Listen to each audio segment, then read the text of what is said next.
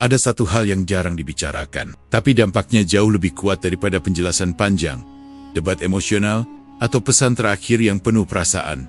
Bukan kata-kata, bukan pembelaan diri, bukan juga usaha untuk terlihat baik-baik saja, melainkan diam. Diam yang bukan karena lemah, diam yang bukan karena menyerah, tapi diam yang lahir dari kesadaran bahwa tidak semua hal pantas mendapat reaksimu. Awalnya, diam itu terasa asing.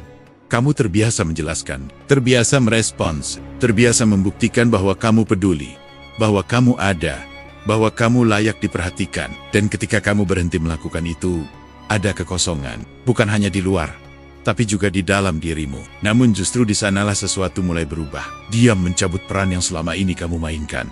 Peran sebagai penenang, peran sebagai penyambung, peran sebagai orang yang selalu tersedia. Peran itu, dia kehilangan cermin. Tidak ada lagi reaksi yang bisa dia baca. Tidak ada emosi yang bisa dia kendalikan. Dan bagi ego, ketidakpastian adalah ancaman. Stoikisme mengajarkan satu hal sederhana, tapi sulit diterima. Kamu tidak berkuasa atas tindakan orang lain, tapi kamu sepenuhnya berkuasa atas responmu sendiri. Selama ini, mungkin tanpa sadar, kamu menyerahkan kendali itu, kamu beraksi, kamu menjelaskan, kamu menyesuaikan diri. Dan setiap reaksi memberi isyarat bahwa perasaanmu masih bisa disentuh, masih bisa digoyahkan. Ketika kamu diam, isyarat itu menghilang. Ego tidak terguncang karena kamu pergi. Ego terguncang karena kamu tidak lagi bisa ditebak. Karena biasanya saat jarak tercipta, ada drama, ada emosi, ada penyesalan yang ditunjukkan. Tapi kali ini tidak. Yang ada hanya ketenangan. Dan ketenangan adalah sesuatu yang tidak bisa dimanipulasi. Dia memaksa dia berhadapan dengan pikirannya sendiri. Tidak ada lagi distraksi berupa respon darimu. Tidak ada klarifikasi, tidak ada penolakan, tidak ada penerimaan. Hanya ruang kosong yang membuat pertanyaan-pertanyaan muncul dengan sendirinya. Bukan karena kamu memancingnya, tapi karena ego selalu ingin memastikan bahwa ia masih berpengaruh. Di titik ini, seringkali muncul dorongan untuk mengecek pesan kecil. Reaksi ringan, perhatian, samar. Bukan karena rindu yang dalam, tapi karena ada kegelisahan yang belum terjawab. Diam membuat posisi terbalik. Dulu kamu yang bertanya-tanya. Sekarang, tanpa kamu sadari, dia yang mulai berpikir. Namun bagian terpenting bukanlah apa yang dia lakukan. Bagian terpenting adalah apa yang terjadi di dalam dirimu. Diam memberi jarak antara stimulus dan respon. Di ruang itu, kamu mulai melihat dengan lebih jernih. Kamu mulai menyadari bahwa banyak reaksi yang dulu kamu anggap perlu sebenarnya hanya kebiasaan, dan kebiasaan itu melelahkan. Stoikisme tidak mengajarkan untuk menjadi dingin, apalagi kejam. Ia mengajarkan ketepatan, bertindak saat perlu, diam saat tidak dibutuhkan. Tidak semua emosi harus diungkapkan. Tidak semua ketidaknyamanan harus diselesaikan lewat kata-kata. Beberapa hal selesai justru ketika kamu berhenti ikut campur. Diam bukan strategi untuk membuat seseorang kembali. Jika itu tujuanmu, diam akan terasa berat dan penuh harapan. Tapi ketika diam lahir dari harga diri, dari kejelasan arah, dari keputusan untuk tidak lagi mengorbankan ketenangan demi validasi, efeknya menjadi berbeda. Kamu tidak menunggu, kamu melangkah. Dan ironisnya, langkah itu seringkali terasa paling mengganggu bagi ego yang terbiasa diikuti. Saat kamu tidak lagi bereaksi, kamu berhenti menjadi variabel yang bisa dikendalikan. Kamu menjadi konstan, tenang, tidak tergesa, tidak defensif, tidak menjelaskan lebih dari yang perlu. Dan di dunia yang bising oleh emosi, ketenangan seperti ini terasa asing, bahkan mengintimidasi. Jika suatu hari dia kembali, ingat satu hal. Itu bukan karena diam itu sendiri, tapi karena diam adalah tanda bahwa kamu sudah tidak berada di tempat yang sama. Kamu tidak sedang menunggu, kamu sedang berjalan. Dan itulah yang paling sulit diterima oleh ego. Siapapun kehilangan pengaruh atas seseorang yang dulu bisa digerakkan hanya dengan satu reaksi kecil. Perubahan yang paling mengganggu bukanlah perubahan yang diumumkan, bukan yang dipamerkan, bukan yang dicari pengakuannya. Justru perubahan yang berjalan diam-diam, tanpa penjelasan, tanpa validasi, tanpa kebutuhan untuk dipahami. Itulah perubahan yang tidak bisa dia kontrol.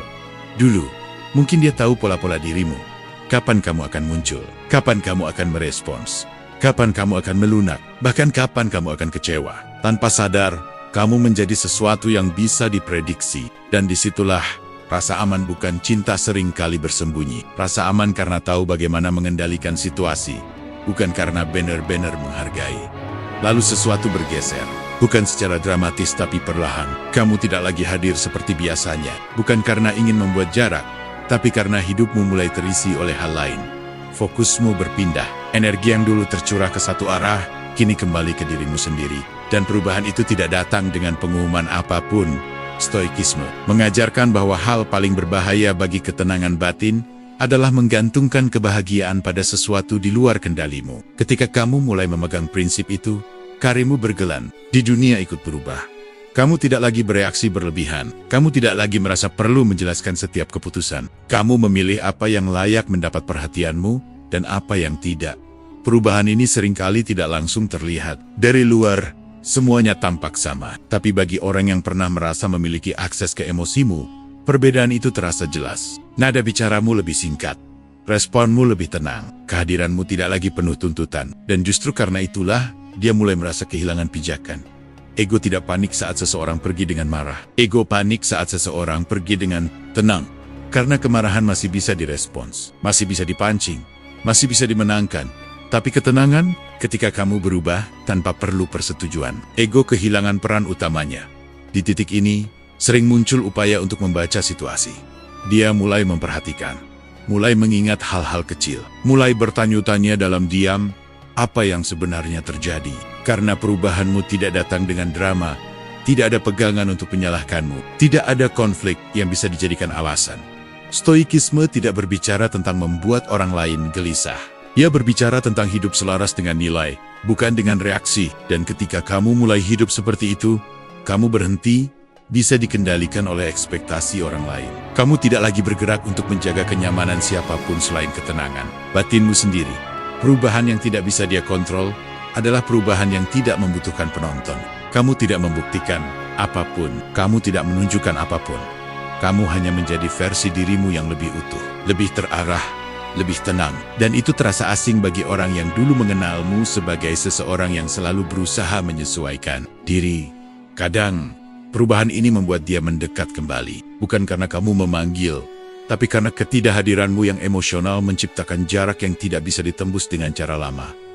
Pesan muncul. Perhatian kecil diberikan bukan sebagai komitmen, tapi sebagai upaya memastikan apakah pengaruh itu masih ada. Namun sekali lagi, yang terpenting bukanlah reaksinya. Yang terpenting adalah posisi batinmu. Apakah perubahan ini kamu jalani untuk berkembang? Atau untuk dilihat? Stoikisme mengingatkan, segala sesuatu yang kamu lakukan demi pengakuan akan kembali mengikatmu. Tapi yang kamu lakukan demi nilai akan membebaskanmu. Perubahan sejati tidak memaksa siapapun untuk mengerti. Ia berjalan meski tidak disaksikan. Dan ketika seseorang tidak lagi bisa mengendalikanmu seperti dulu, itu bukan karena kamu menjauh, tapi karena kamu sudah berpindah tempat secara batin, secara arah, secara hidup. Dan perubahan seperti itu, bagi siapapun yang pernah merasa memegang kendali atasmu, akan selalu terasa mengganggu. Ada fase dalam hidup di mana pertanyaan terasa lebih penting daripada ketenangan. Kamu ingin tahu alasannya. Mengapa berubah? Mengapa menjauh? Mengapa semua yang dulu terasa jelas tiba-tiba menggantung? Dan tanpa sadar, kebutuhan akan jawaban itu membuatmu terus terikat. Bukan pada orangnya, tapi pada harapan bahwa sesuatu di luar dirimu bisa menenangkan pikiranmu. Lalu, perlahan, sesuatu bergeser. Bukan karena kamu akhirnya mendapatkan semua jawaban, tapi karena kamu berhenti membutuhkannya. Di titik ini, kamu mulai menyadari bahwa tidak semua pertanyaan layak dikejar. Beberapa bukan untuk dijawab, melainkan untuk dilepaskan. Stoikisme menyentuh inti ini dengan sederhana. Jika sesuatu berada di luar kendalimu, maka ketenanganmu tidak boleh bergantung padanya. Dan jawaban dari orang lain hampir selalu berada di luar kendalimu. Dulu, mungkin kamu menunggu satu pesan, satu pengakuan, satu penjelasan yang terasa akan menutup semua luka. Tapi semakin lama menunggu, semakin jelas bahwa bahkan jika jawaban itu datang, ia tidak akan mengubah apapun yang penting. Rasa kecewa tetap ada, waktu tetap berjalan, dan hidup tidak pernah benar-benar berhenti, hanya karena satu percakapan. Ketika kamu tidak lagi membutuhkan jawaban, posisi batinmu berubah. Kamu berhenti berada di bawah. Kamu berhenti menunggu. Kamu berhenti menggantungkan kejelasan hidupmu pada keputusan atau perasaan orang lain. Dan perubahan ini terasa, bahkan tanpa kamu mengatakannya. Bagi ego, kebutuhanmu akan jawaban dulu adalah tanda bahwa kamu masih terikat, bahwa kamu masih berharap, bahwa kamu masih bisa digerakkan. Tapi ketika kebutuhan itu hilang, ego kehilangan pijakan. Tidak ada lagi umpan yang bisa dilempar untuk melihat reaksimu. Tidak ada lagi pertanyaan yang bisa dimanfaatkan untuk membuka kembali pintu lama. Stoikisme tidak mengajarkan untuk mematikan rasa ingin tahu, tapi untuk menempatkannya pada tempat. Yang bertanya pada diri sendiri, bukan pada orang yang tidak lagi hadir dengan kejujuran. Mencari kejelasan di dalam, bukan di luar. Karena kejelasan yang sejati tidak datang dari kota-kota orang lain, melainkan dari keberanian untuk menerima kenyataan apa adanya. Saat kamu tidak lagi membutuhkan jawaban, kamu mulai melihat pola dengan lebih jernih. Kamu tidak lagi sibuk menafsirkan pesan singkat atau perubahan sikap. Kamu melihat tindakan, bukan asumsi. Kamu menilai realitas, bukan harapan. Dan disitulah kedewasaan emosional mulai terbentuk. Ironisnya, di fase inilah seringkali jawaban justru mendekat. Bukan karena kamu memintanya, tapi karena ketiadaan permintaan itu sendiri terasa mengganggu. Ketika kamu tidak lagi mencari penjelasan, orang yang dulu merasa diikuti mulai bertanya-tanya, mengapa sekarang kamu tidak bertanya apa-apa? Namun sekali lagi, jawaban yang datang di fase ini tidak lagi memiliki kuasa. Kamu mendengarnya tanpa menggantungkan makna hidupmu padanya. Kamu bisa menerima atau mengabaikannya tanpa gejolak, karena kamu sudah berdamai dengan kemungkinan terburuk. Dan itu membebaskan. Stoikisme mengajarkan bahwa kebebasan batin bukan tentang memiliki semua jawaban, melainkan tentang tidak lagi diperbudak oleh kebutuhan akan jawaban. Kamu berhenti mengejar kepastian dari sumber yang tidak stabil. Kamu mulai membangun ketenangan dari dalam, dari nilai, dari arah hidup yang jelas. Dan ketika kamu sampai di titik ini, sesuatu menjadi sangat jelas. Yang dulu kamu cari bukanlah jawaban, melainkan rasa aman. Dan kini, rasa aman itu tidak lagi bergantung pada siapapun di luar dirimu. Di sanalah kamu benar-benar melangkah maju, tanpa kebisingan, tanpa penjelasan, tanpa perlu memastikan apapun. Kamu tidak lagi menunggu dunia untuk menjawabmu, kamu sudah memilih untuk hidup. Ada satu momen yang sering datang tanpa pengumuman. Tidak dramatis, tidak terang-terangan, tapi cukup halus untuk menguji apakah kamu masih berada di tempat yang sama. Saat dia mulai menguji batas lagi, bukan dengan permintaan besar, bukan dengan pengakuan, melainkan dengan hal-hal kecil yang dulu mungkin terasa sepele. Sebuah pesan ringan, reaksi singkat, pertanyaan yang tampak tidak penting. Semua itu bukan tentang isi pesannya, melainkan tentang respon yang diharapkan darimu. Apakah kamu masih membuka pintu yang sama? Apakah akses itu masih ada? Dulu, batasmu mungkin longgar, bukan karena kamu tidak punya harga diri, tapi karena kamu ingin menjaga hubungan tetap hidup. Kamu memberi ruang, kamu memberi toleransi, kamu mengalah demi suasana. Dan tanpa sadar, batas yang tidak dijaga akan selalu dianggap bisa dilewati. Stoikisme mengajarkan bahwa batas bukan alat untuk mengontrol orang lain, melainkan cara untuk menjaga ketenangan diri. Batas adalah keputusan sunyi tentang apa yang layak kamu terima dan apa yang tidak. Ia tidak perlu diumumkan, ia cukup dijalani. Dan ketika kamu mulai hidup dengan batas yang jelas, orang yang terbiasa melangkah bebas akan merasa ada yang berubah. Saat dia menguji batas lagi, seringkali itu bukan karena niat untuk kembali sepenuhnya. Lebih sering karena keinginan untuk memastikan apakah posisi lama masih tersedia, apakah peran lama masih bisa dimainkan. Karena bagi ego, mengetahui bahwa pintu masih terbuka sama pentingnya dengan benar-benar masuk. Disinilah ujian sesungguhnya terjadi, bukan pada pesan yang dia kirim, tapi pada respon yang kamu pilih. Stoikisme berbicara tentang jeda antara stimulus dan respon. Di jeda itulah kebebasan berada. Kamu tidak lagi merespon secara refleks. Kamu merespon secara sadar. ATO memory. Untuk tidak merespon sama sekali. Ketika responmu tidak lagi sesuai dengan pola lama, sesuatu terasa ganjil baginya. Tidak ada penolakan keras yang bisa dipatahkan. Tidak ada kehangatan berlebihan yang bisa dimanfaatkan. Yang ada hanyalah kejelasan tenang. Dan kejelasan seperti ini seringkali lebih sulit diterima daripada konflik. Terbuka, menguji batas adalah cara ego mencari kepastian. Tapi batas yang sehat tidak lahir dari emosi, melainkan dari nilai. Kamu tidak menjauh untuk menghukum. Kamu tidak mendekat untuk menyenangkan. Kamu bertindak sesuai dengan arah hidupmu saat ini. Dan arah itu tidak lagi berputar di sekeliling. Siapapun, ada kalanya, setelah batas diuji dan tidak lagi bisa ditembus, Muncul usaha kedua, lebih halus, lebih emosional, mungkin dengan mengingat masa lalu, mungkin dengan nada yang lebih personal. Namun disinilah stoikisme kembali mengingatkan, masa lalu tidak boleh menjadi alat untuk mengabaikan batas yang sudah kamu bangun. Batas bukan tembok yang dingin. Ia adalah garis yang jelas. Ia mengatakan di sini aku berdiri, dan siapapun yang ingin mendekat harus menghormati tempat itu. Ketika kamu konsisten, bukan keras, kamu mengajarkan dunia bagaimana memperlakukanmu tanpa perlu satupun ceramah. Jika suatu hari dia berhenti menguji, itu bukan karena kamu kalah. Bisa jadi karena dia menyadari bahwa versi lama dirimu sudah tidak ada. Dan jika dia terus menguji, itu justru konfirmasi bahwa perubahanmu terasa nyata. Stoikisme tidak menjanjikan bahwa orang akan selalu memahami batasmu. Ia hanya menjanjikan satu hal, ketenangan bagi dirimu sendiri. Dan ketenangan itu jauh lebih berharga daripada akses. Siapapun yang tidak lagi selaras dengan nilai hidupmu, saat dia mulai menguji batas lagi, ingatlah ini, batas yang kamu jaga hari ini adalah bukti bahwa kamu menghargai dirimu sendiri. Dan harga diri yang tenang selalu terasa paling sulit untuk digoyahkan.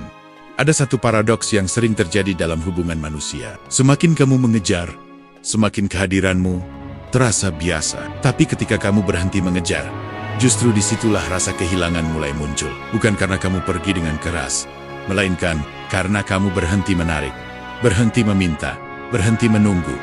Dulu, mungkin kamu bergerak cepat, kamu memastikan kabar, kamu membuka ruang, kamu mengisi jeda. Kehadiranmu konsisten, bahkan saat tidak diminta. Dan tanpa sadar, konsistensi itu berubah menjadi sesuatu yang bisa diandalkan tanpa harus dihargai. Bukan karena niat buruk, tapi karena manusia cenderung meremehkan apa yang selalu tersedia. Lalu kamu berhenti mengejar. Bukan sebagai strategi, bukan sebagai permainan, tapi karena kamu lelah berlari ke arah yang sama, tanpa pernah benar-benar disambut. Energi yang dulu kamu arahkan keluar, kini kembali ke dalam. Kamu mulai berjalan dengan ritmemu sendiri. Dan perubahan ini terasa, meski kamu tidak mengatakannya.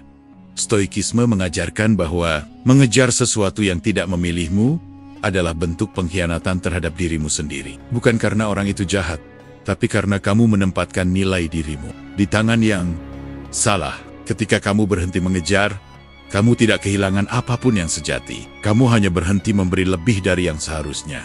Ironisnya, di momen inilah rasa kehilangan sering muncul di pihak lain. Bukan kehilangan hubungan, tapi kehilangan peran. Peran sebagai pusat perhatianmu, peran sebagai arah emosimu. Ketika kamu tidak lagi bergerak menuju mereka, ada kekosongan yang terasa, dan ego tidak menyukai kekosongan itu. Dia mulai menyadari keheningan yang dulu kamu isi. Tidak ada lagi pesan untuk memastikan. Tidak ada lagi usaha kecil untuk menjaga koneksi. Dan keheningan ini bukan keheningan yang marah, tapi keheningan yang tenang. Dan ketenangan seperti ini sulit diinterpretasikan. Apakah kamu sudah tidak peduli, atau justru sudah melangkah jauh? Stoikisme berbicara tentang kemandirian batin, tentang tidak menggantungkan rasa cukup pada respons orang lain. Saat kamu mencapai titik ini, kamu tidak lagi mengejar untuk merasa bernilai. Kamu bergerak karena hidupmu memiliki arah, dan orang yang terbiasa menjadi tujuan akan merasa kehilangan ketika bukan lagi pusat. Perasaan kehilangan ini seringkali memicu keinginan untuk mendekat kembali. Bukan selalu karena cinta yang tumbuh, tapi karena ketidakhadiranmu mengusik rasa aman lama. Dulu, dia tahu kamu ada. Sekarang, dia tidak yakin. Dan ketidakpastian ini menciptakan kegelisahan. Namun bagian terpenting bukanlah apakah dia merasa kehilangan, melainkan apakah kamu sudah berdamai dengan keputusanmu untuk berhenti mengejar. Karena jika berhenti mengejar hanya untuk menunggu dia berbalik, kamu masih berada di tempat yang sama. Tapi jika berhenti mengejar adalah bentuk penghormatan pada dirimu sendiri, maka apapun reaksinya tidak lagi menentukan langkahmu.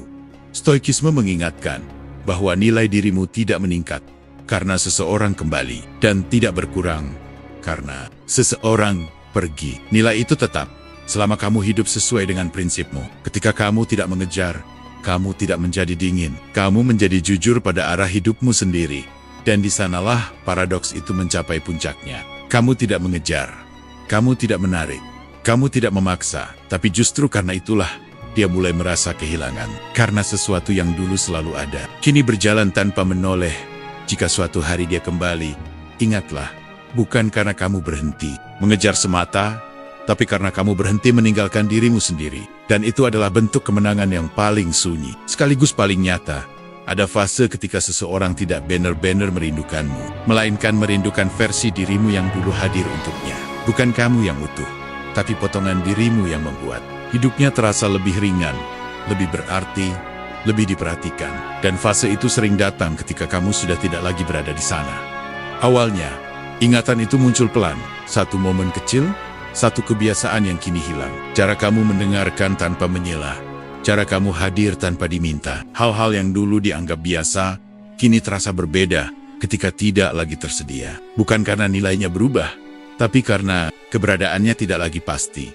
Dulu, versi terbaikmu mungkin muncul karena kamu memberi lebih dari yang seharusnya. Kamu bersabar lebih lama. Kamu memahami lebih dalam. Kamu menekan kebutuhanmu sendiri demi menjaga hubungan tetap berjalan. Don't solitude. Tidak ada yang terasa istimewa karena pengorbanan yang konsisten seringkali terlihat seperti kewajiban. Stoikisme mengajarkan bahwa kebaikan yang lahir dari ketidakseimbangan akan selalu berujung kelelahan. Ketika kamu mulai menarik kembali energi yang terlalu lama kamu berikan, kamu tidak menjadi lebih buruk. Kamu hanya berhenti melampaui batas dirimu sendiri. Dan justru disitulah perubahan persepsi terjadi. Ketika kamu tidak lagi hadir dengan intensitas yang sama, ingatan mulai bekerja. Bukan ingatan yang jujur sepenuhnya, tapi ingatan selektif. Dia mengingat momen-momen terbaik, bukan keseluruhan dinamika. Dia mengingat kenyamanan, bukan usaha yang kamu keluarkan. Dan di dalam ingatan itu, kamu terlihat begitu utuh, begitu berharga. Namun, versi yang dia ingat adalah versi yang ada di masa lalu. Versi yang mungkin sudah kamu lepaskan. Versi yang hadir sebelum kamu belajar tentang batas, tentang harga diri, tentang ketenangan batin. Stoikisme mengingatkan bahwa masa lalu adalah guru, bukan tempat tinggal. Mengingatnya boleh. Kembali ke sana, tanpa kesadaran, adalah kesalahan. Di fase ini, sering muncul keinginan untuk menjangkau lagi. Bukan untuk membangun sesuatu yang baru, tapi untuk menghidupkan kembali perasaan lama. Pesan bernada nostalgia. Cerita tentang kenangan. Kalimat yang terdengar hangat, tapi mengarah ke masa yang sudah selesai. Semua itu bukan tentang masa depan, melainkan tentang rasa kehilangan terhadap kenyamanan yang dulu ada, yang perlu kamu pahami. Mengingat versi terbaikmu, bukan berarti dia siap menerima dirimu yang sekarang. Versi terbaikmu dulu mungkin hadir tanpa syarat, tanpa batas, tanpa arah yang jelas. Sementara dirimu yang sekarang lebih tenang, lebih tegas, dan tidak lagi mudah menyesuaikan diri demi disukai. Stoikisme tidak melarang nostalgia, tapi memperingatkan bahayanya jika ia menjadi pelarian, karena nostalgia seringkali mengaburkan kenyataan bahwa hubungan yang sehat membutuhkan dua orang yang bertumbuh, bukan satu orang yang terus berkorban. Jika yang dirindukan hanya satu sisi darimu, maka itu bukan kerinduan yang utuh. Di titik ini, kamu diuji. Apakah kamu akan kembali menjadi versi lama demi memenuhi ingatan orang lain, atau tetap berdiri sebagai dirimu yang sekarang? Meski itu berarti tidak semua orang nyaman. Stoikisme memilih yang kedua, bukan karena keras, tapi karena jujur pada pertumbuhan. Jika suatu hari dia menyebutkan betapa baiknya kamu dulu, dengarkan tanpa terbawa. Hargai ingatan itu, tapi jangan masuk kembali ke peran yang membuatmu kehilangan diri. Versi terbaikmu bukan yang paling banyak memberi, tapi yang paling selaras dengan nilai hidupmu. Dan jika dia mulai mengingat versi terbaikmu, itu bukan tanda bahwa kamu harus kembali. Itu adalah bukti bahwa kehadiranmu pernah bermakna dan kini kamu bebas melangkah dengan versi dirimu yang lebih utuh, lebih sadar, dan lebih tenang. Seringkali yang terlihat seperti kehilanganmu sebenarnya adalah ketakutan kehilangan kendali. Dua hal ini tampak mirip di permukaan, tapi sangat berbeda di dalam. Kehilanganmu menyentuh perasaan, kehilangan kendali menyentuh ego. Don ego bereaksi lebih keras. Dulu, mungkin tanpa kamu sadari, ada pola yang terbentuk. Bukan pola cinta, tapi pola kepastian. Dia tahu kapan kamu akan hadir, kapan kamu akan melunak, kapan kamu akan bertahan meski terluka. Kepastian itu memberi rasa aman, bukan karena hubungan itu sehat, tapi karena bisa diprediksi. Dan disitulah kendali seringkali bersembunyi.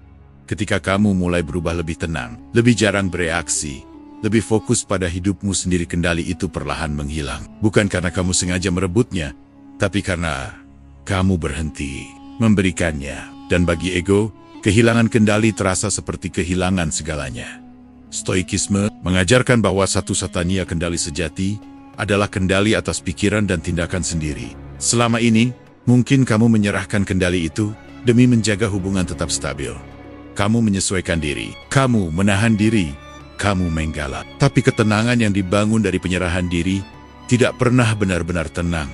Saat kamu berhenti menjadi reaktif, sesuatu berubah. Dia tidak lagi bisa membaca langkahmu, tidak lagi bisa memancing emosimu dengan cara lama, tidak lagi bisa memastikan bahwa kehadirannya masih menjadi pusat hidupmu. Dan ketidakpastian ini memicu ketakutan yang berbeda, bukan takut kehilanganmu sebagai pribadi, tapi takut kehilangan pengaruh atasmu. Ketakutan ini sering muncul dalam bentuk perhatian mendadak, pesan yang lebih hangat, nada yang lebih personal, atau justru kebingungan yang disamarkan sebagai kepedulian. Semua itu bukan selalu niat buruk, tapi refleks ego yang ingin memastikan bahwa kendali itu belum sepenuhnya hilang. Namun stoikisme mengingatkan, apapun yang membuatmu gelisah untuk mempertahankan kendali, bukanlah cinta, melainkan ketergantungan. Cinta memberi ruang, kendali membutuhkan kepastian. Ketika kamu mulai hidup dengan nilai dan arah yang jelas, kamu tidak lagi membutuhkan kepastian dari orang lain. Dan disitulah kendali orang lain atasmu berakhir. Di titik ini, sering terjadi kebingungan di pihak lain. Jika ini tentang cinta, mengapa kamu terlihat begitu tenang? Jika ini tentang kehilangan, mengapa kamu tidak mengejar? Pertanyaan-pertanyaan ini muncul karena dinamika lama tidak lagi bekerja. Dan ketika sistem lama runtuh, ego merasa terancam. Yang perlu kamu jaga adalah kejelasan batinmu sendiri. Jangan tertipu oleh perhatian yang lahir dari ketakutan kehilangan kendali. Karena perhatian seperti itu sering kali berhenti begitu kendali dirasa kembali. Stoikisme mengajarkan untuk menilai dari konsistensi, bukan intensitas sesaat. Jika suatu hari dia mengatakan bahwa dia takut kehilanganmu, dengarkan dengan tenang, tapi lihat lebih dalam. Apakah yang dia takuti adalah hidup tanpa kehadiranmu, atau hidup tanpa kendali atasmu? Jawaban itu tidak selalu diucapkan, tapi selalu terlihat dari tindakan. Ketika kamu tidak lagi bisa dikendalikan, bukan berarti kamu menjadi jauh. Kamu hanya menjadi bebas. Dan kebebasan batin inilah yang paling sulit diterima oleh ego yang terbiasa mengatur, bukan mencintai. Pada akhirnya, kehilangan kendali adalah pelajaran yang harus dilalui setiap ego. Dan ketika kamu tidak lagi menjadi objek kendali itu, kamu tidak kehilangan apapun, kamu justru mendapatkan dirimu sendiri. Ada perubahan yang tidak terlihat dari luar, tapi langsung terasa bagi orang yang pernah memegang emosimu. Itu terjadi saat kamu tidak lagi mudah dipancing emosi. Bukan karena kamu mati rasa, tapi karena kamu berhenti memberikan akses bebas ke dalam dirimu. Dulu, mungkin reaksimu cepat, nada bicara bisa berubah, perasaan mudah tersentuh. Kodak kecil bisa memicu gelombang besar di dalam diri. Dan tanpa sadar, reaksi-reaksi itu menjadi pintu masuk. Siapapun yang tahu tombolnya, tahu cara menekannya, bukan selalu dengan niat jahat, tapi karena pola itu sudah terbentuk. Lalu kamu belajar berhenti. Bukan berhenti merasa, tapi berhenti bereaksi secara otomatis. Ada jeda, ada tarikan napas, ada kesadaran bahwa tidak semua hal perlu ditanggapi. Disitulah perubahan dimulai. Dan perubahan ini sangat mengganggu bagi dinamika lama. Stoikisme mengajarkan bahwa emosi bukan musuh, tapi impuls adalah jebakan. Emosi muncul tanpa izin, tapi respon adalah pilihan. Ketika kamu mengambil kembali pilihan itu, kamu merebut kembali kedaulatan atas dirimu sendiri. Kamu tidak lagi digerakkan oleh kata-kata orang lain, tapi oleh nilai yang kamu pegang. Saat kamu tidak lagi mudah terpancing, pola lama berhenti bekerja. Sindiran tidak lagi memicu penjelasan. Sikap dingin tidak lagi dibalas dengan kecemasan. Jarak tidak lagi membuatmu panik. Dan bagi orang yang terbiasa melihat reaksimu sebagai cermin, ketenangan ini terasa asing, bahkan mengusik. Bukan karena kamu menjadi dingin, tapi karena kamu menjadi stabil. Tidak ada lagi nekturan emosional yang bisa dimanfaatkan. Tidak ada lagi drama yang bisa dijadikan pegangan. Yang ada hanyalah respon yang proporsional atau keheningan yang sadar. Dan ego tidak tahu harus berbuat apa dengan itu. Di titik ini, sering muncul upaya baru. Nada yang lebih tajam, kalimat yang lebih personal, isyarat yang dulu selalu berhasil. Tapi kali ini, hasilnya berbeda. Kamu tidak terpancing. Kamu melihatnya sebagai apa adanya. Usaha untuk memancing reaksi, bukan percakapan yang tulus. Stoikisme mengajarkan bahwa kemenangan terbesar bukan saat kamu membalas, tapi saat kamu tidak lagi membutuhkan balasan.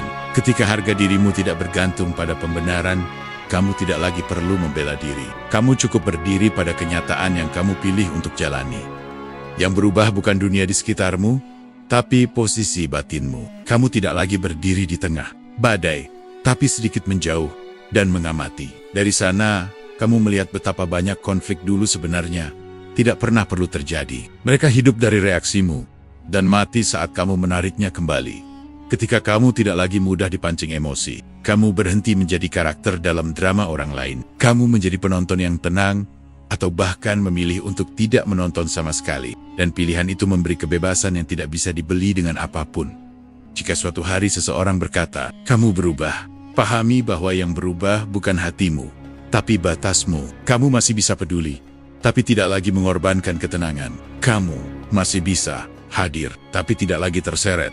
Stoikisme tidak mengajarkan untuk kebal terhadap rasa sakit, melainkan untuk tidak menjadikannya kemudi hidup. Dan saat kamu tidak lagi mudah dipancing emosi, kamu mengambil kembali kemudi itu. Situlah kekuatan sejati muncul tenang, tidak reaktif, dan tidak lagi mudah digoyahkan oleh siapapun. Ada momen ketika kamu tidak lagi berusaha dipahami, dan justru di sanalah kamu menjadi menarik. Bukan karena kamu sengaja menyembunyikan diri, tapi karena hidupmu tidak lagi terbuka untuk dibaca siapa saja. Kamu menjadi misteri baru, bahkan bagi orang yang merasa pernah mengenalmu dengan sangat baik. Dulu, mungkin hidupmu mudah ditebak, perasaanmu terlihat, pikiranmu terucap.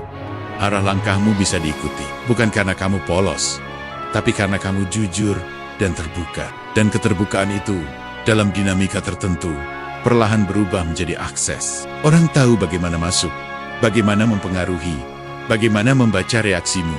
Lalu kamu berubah, bukan dengan menyembunyikan kebenaran, tapi dengan menyederhanakan apa yang perlu dibagikan. Kamu tidak lagi menceritakan semua proses. Kamu tidak lagi menjelaskan setiap keputusan. Kamu melangkah tanpa kebutuhan untuk dimengerti. Dan perubahan ini menciptakan ruang kosong yang dulu tidak ada.